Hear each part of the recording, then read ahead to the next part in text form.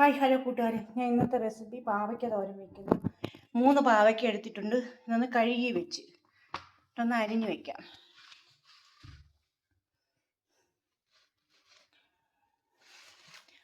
പാവയ്ക്ക എല്ലാത്തിനും നല്ലതാണ്. ജ്യൂസ് അടിച്ച് കുടിക്കാനും എല്ലാത്തിനും പാവയ്ക്ക നല്ലതാണ്. ഇതൊന്ന് അരിഞ്ഞു വയ്ക്കാം.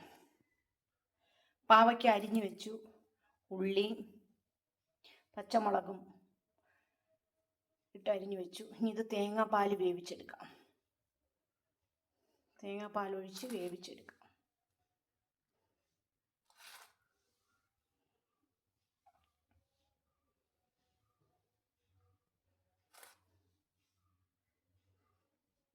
ഇങ്ങനെ ചെറുതായിട്ട് ഇങ്ങനെ കനം കുറച്ച് അരിഞ്ഞെടുക്കണം. ആദ്യമേ നമ്മൾ എണ്ണ ഒഴിച്ചിട്ടൊന്ന് വഴറ്റിയെടുക്കും. വഴറ്റിയിട്ട് പിന്നെ തേങ്ങാപ്പാൽ ഒഴിച്ചാണ് വേവിക്കാൻ പോകുന്നത്.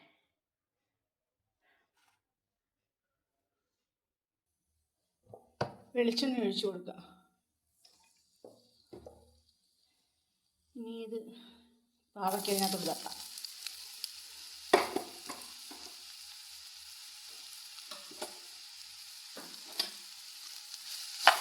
ഇളക്കി കൊടുക്കുക.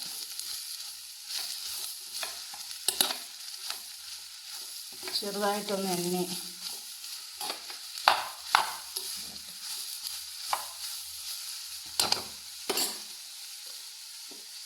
കുറച്ച് ഉപ്പിട്ട് കൊടുക്കുക.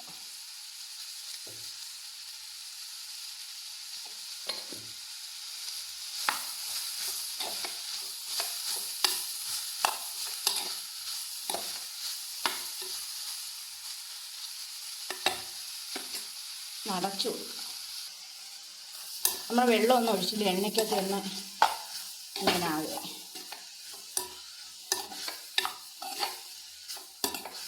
എണ്ണയ്ക്കകത്ത് ഇടുന്നത് വേവുക.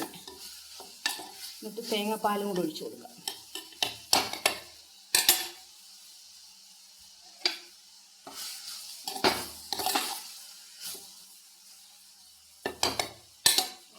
അടച്ചു കൊടുക്കുക.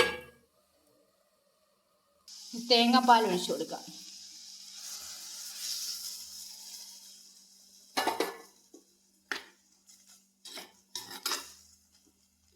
തേങ്ങാപ്പാൽ ഒന്ന് വെന്ത് പറ്റട്ടെ.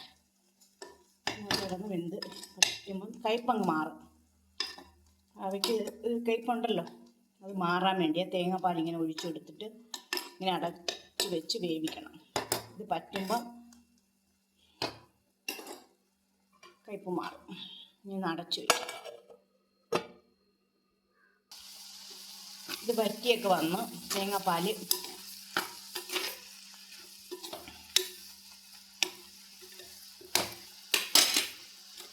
ഇതിനകത്ത് കുറച്ച് തേങ്ങ ഇട്ട് കൊടുക്കാം. ലേശം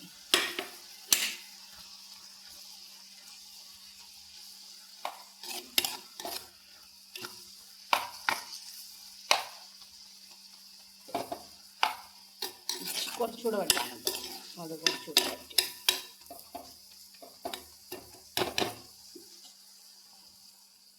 ഇങ്ങനെ പാവയ്ക്ക തോരൻ റെഡി ആയിട്ടുണ്ട്. വീഡിയോ ഇഷ്ടപ്പെട്ടെങ്കിൽ ലൈക്ക് ചെയ്യുക, സപ്പോർട്ട് ചെയ്യുക എല്ലാ കൂട്ടുകാർക്കും. അടുത്തൊരു റെസിപ്പിയായും നാളെ വരാം.